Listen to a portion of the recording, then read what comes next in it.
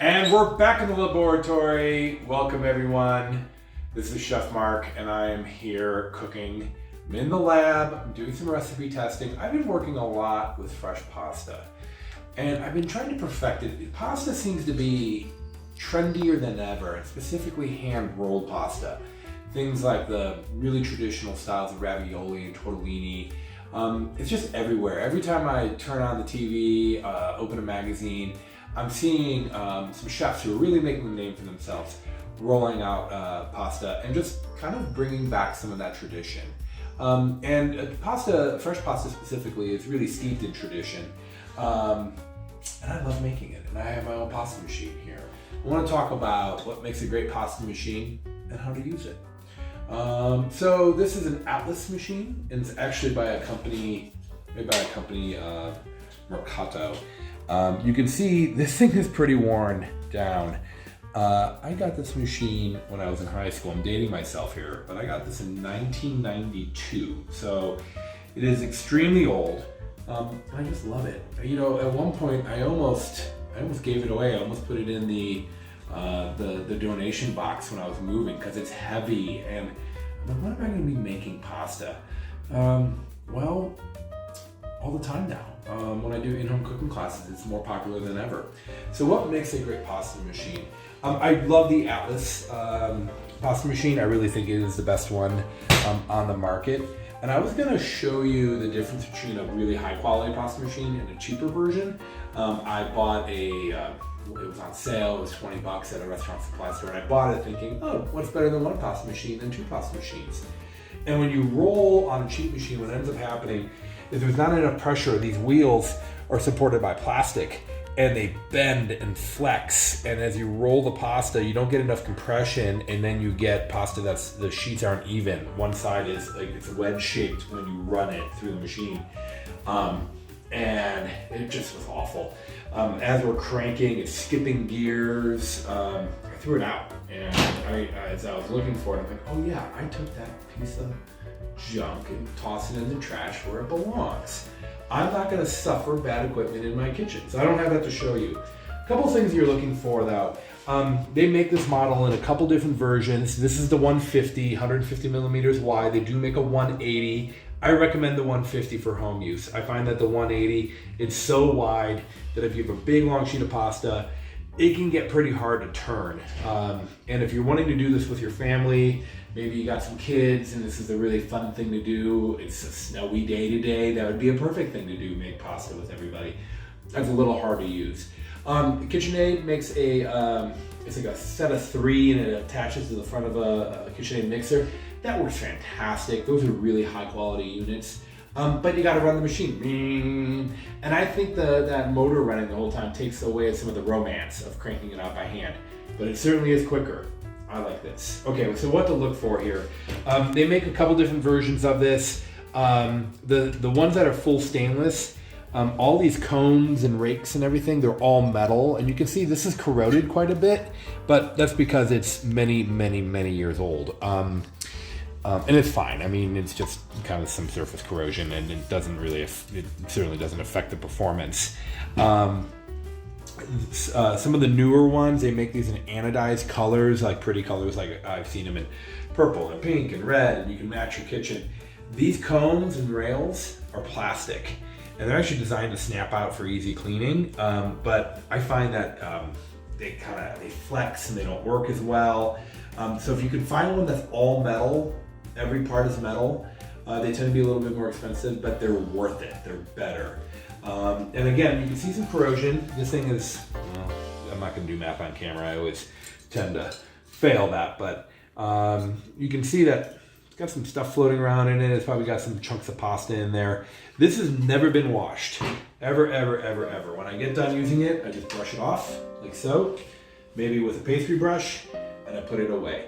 Don't put it in the dishwasher, don't spray it with water. If you get big chunks of pasta kind of stuck in it, let's say your dough is too wet, just let it dry a day or two or a week, whatever it takes, and then just shake it out and just run it a little bit. And it'll come loose, it'll come clean. I've had this extremely messy and it's come clean. Comes with a handle and a clamp, and this handle works in 3 positions. works here to roll the pasta. There's a knob, and these numbers are very faint because this is very old. This starts on number 1. The new ones start on number 0, which is fine. I find that I go to number 5 on this, and that's about as thin as I ever need to be. Number 6 is paper thin. You can always read a newspaper through it. On the new ones, I've discovered you can go up to number 6 for things like pasta, like raviolis. Number 7 starts to get a little too thin. And then there's a wide cutting blades here, and then a narrow cutting blades here. So I've got some pasta dough here. We got some flour. We got a pasta machine. Should we make some pasta? Yeah, I think so. Before I do that though, make sure you hit the subscribe button. Did that? Thanks, appreciate that. It means a lot to me.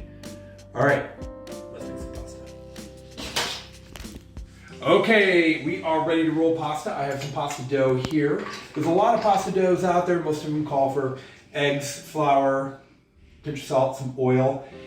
The best recipes are scaled up to the gram. 400 grams of flour, and then you even gram out the weight of the eggs. Because if you buy large eggs, there could be a 40 or 50 gram difference in weight between them. And that gives you the most accurate dough. This dough, I just kind of eyed out. And a little on the wet side. Here in Colorado, I find that making like accurate pasta dough is tricky unless you're really scaling stuff out. So I've got some bench flour here. Just a quick tip, when you're doing flour and you're sprinkling it, don't sprinkle like that, it clumps. You want to throw your flour kind of like this. All right, one of the tips I learned here, one of the tricks, is make sure your dough is nice and wide. If you go in thin, it won't get any thicker. It'll only get longer. So whatever width you start at is the width that you're pretty much gonna end at. Make sure you're on number 1 or number 0, the widest number. I've made that mistake too, where I've gone to roll pasta through and I'm starting on a really low number and it doesn't fit. Okay, so right off the bat, what I want to do is trim to make this as square as possible, just so I don't get kind of weird shapes. If you start square, you'll end square. I do like to have a little bit of a tag on each side, and I'll show you why here. Okay, so I'm going to run this through. If that doesn't happen 10 times a day when you're making pasta, then maybe you're not doing it right. Okay, they all do that. All right, so run through, and then I'm gonna run it through twice on the first number, so number 1. Okay. I'm gonna run through one more time because I got a little bit of a fold there, which you want to avoid. Okay. All right, so what I've discovered works great is this technique here. I'm gonna go to number 2.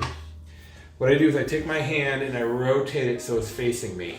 Then I'm going to use my thumb, like a one-hand clapping motion, to hold the dough as it's coming out so I can roll the dough over my hand as it's getting longer. So I'm going to run through, see how my palm's up, and my thumb is hooking the dough, and then I run through the opposite side. So this went in first, now I switch, so now the other side of the dough goes through. I'm going to go to number 3. Okay. Run it through once, roll it over the back of my hand. You want to use the back of the hand so your fingers don't punch holes in the dough. Okay, hold the dough, go to number 4. This is how you can do this by yourself as well. One of the things that I find is tricky is like if you set it down and then you have to change the number and then pick it back up, it takes way more time than if you just hold the dough, crank with one hand, work with the other. The other thing you want to avoid as your dough gets longer, I'll run this through one more time here, is if you run it through, okay, and it really is, you want to get the wheels turning first. And I'm being a little messy because I'm demonstrating, but you want to get the wheels turning first before you run your dough through. And I'm folding a little bit. This dough's a little on the wet side. Okay, so I'm coming through, get the dough, wheel started. Let's say you do this. You run it all the way through, and then you pull this out, and it's kind of folded. It doesn't look as nice. So that's why I like to kind of run it through over and over again on the same, without putting it down, so I can kind of maintain good tension on it. This is number 5. And this is pretty thin. And this is the thickness I would use for things like raviolis, any stuffed pasta. Okay, here we go, getting long. So now I'm gonna use the back of my hand to kind of support the dough a little bit and then pull it all the way through. Fantastic, okay? Some things I would do a little differently here. See, I have some flour clumped up there. You want your pasta to have a fair amount of dryness for things like ravioli because we're going to put a filling in there that's relatively wet. But that's a nice sheet of pasta. And let's cut this and see how the noodles turn out. All right, so I'm going to take the side that's got a little bit of a tag to it. And I like that so that I can kind of aim it through here. This is the cutting wheel. Watch this, this is magic.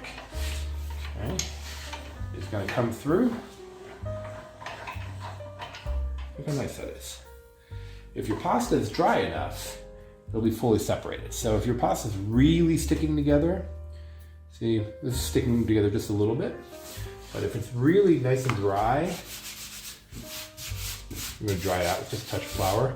You'll see that we get really nice cuts, so we don't have to go through and separate them all. Okay, I'm going to try that on the other setting here, kind of the angel hair, the finer setting.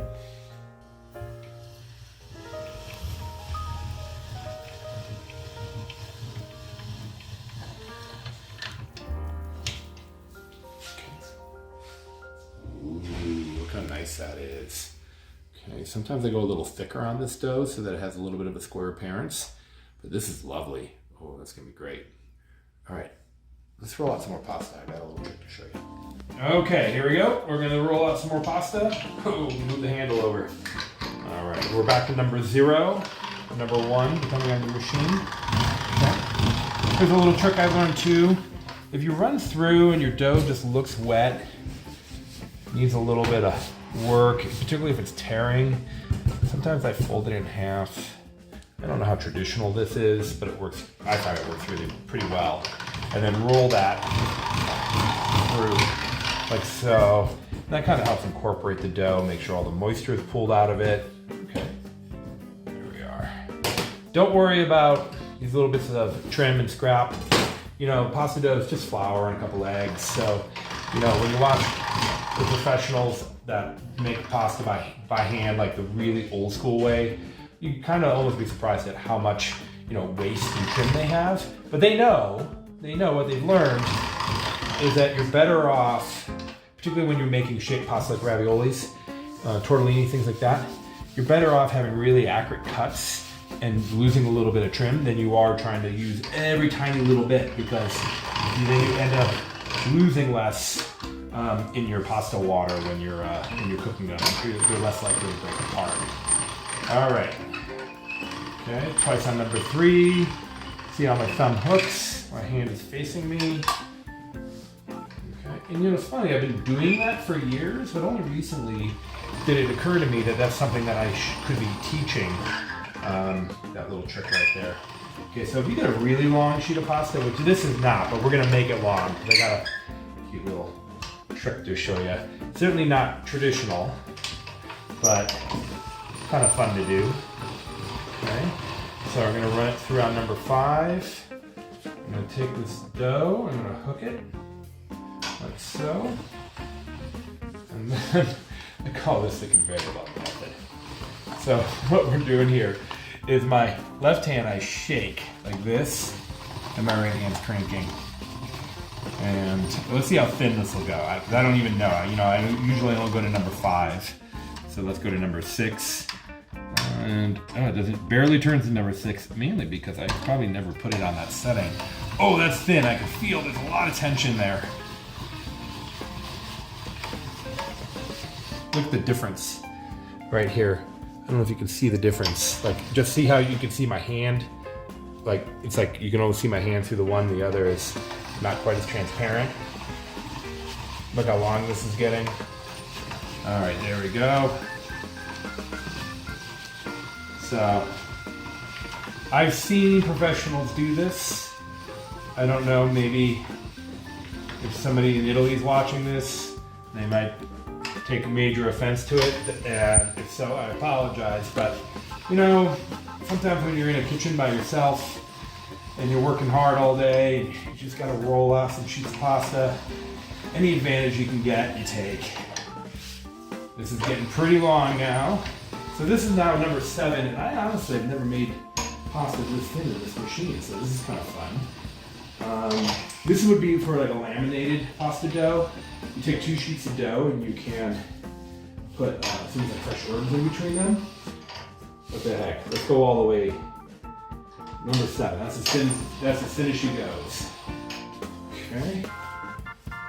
And so for laminated dough, what you would do is you would put things like fresh herbs and then 2 layers of dough on top of each other and run it through the machine. And you could take like edible flowers and herbs and run that through the dough and then make some interesting shapes and designs that way as well. All right, let's see if I can do this. Yeah, fun. All right. Okay, guys, I don't know what I'm gonna do with this dough, but I'm gonna cut some noodles. Should we cut some noodles? Why not? All right. All right, so I'm gonna cut this with a knife here, just along the cutting wheels. All right, and let's cut some on this linguine setting here.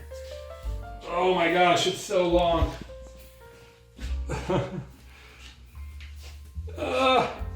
Here's what I'm gonna do. Okay, off to the races. Now I'm just being silly, but it's kind of fun for the sake of experimentation.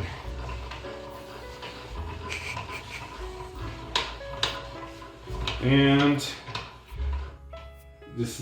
we would never make noodles this long to serve somebody. That's just ludicrous, but she's chopping through that. And here's the thing, if you want kids, particularly if you have children, or I don't have kids of my own, but I have nieces and nephews, and I like making pasta with them because it gets them engaged, working in the kitchen. And it's fun. It is fun. I'm having fun. I mean, you know, that might not be the most practical way to make pasta, but look how nice that looks. I never make pasta that thin. I love that. It's almost like a consistency of an egg noodle you would buy and do like with beef stroganoff. So just a few ways to make some noodles. Look at the difference between number 7. See how ribbony and thin they are? I expected them to really stick together, but they didn't at all. Here's our number 5 on that angel hair setting. If there's another name for this, an Italian name for that I'm not using, I apologize. I like making pasta, but I am not I don't know all the traditional names. I didn't grow up with it, so I just kind of know what I know. And then here's more of that tagliatelle style or linguine, a little bit more of a thicker noodle. When you cook these, they puff up quite a bit actually from the eggs. So I'm excited to see how these cook. I'm probably going to toss these really delicate noodles just with some truffle oil. And then these noodles can hold up to something a little bit firmer, like a ragu, tomato sauce. And then this angel hair, I would serve with, maybe I saute some small shrimp and some tomatoes and garlic and some shallots and just a splash of white wine and some butter. I think that would taste really nice with those. Okay, well this is Chef Mark and in a laboratory with my pasta. Hope you had fun watching this, as much fun as I did making it. It's been a great time. Pasta machines, you know, they're kind of rare to find right now. They're hard to find, like a lot of things. So I've seen them at some of the local cooking schools around here in Denver, at least, have them available. And a lot of places that offer pasta classes will also sell the equipment to go along with that. So get a machine, make some pasta. If you do it wrong, you know, all you're doing is you're still ending up with pasta, which is the best part of making pasta, is that we get to cook and eat this.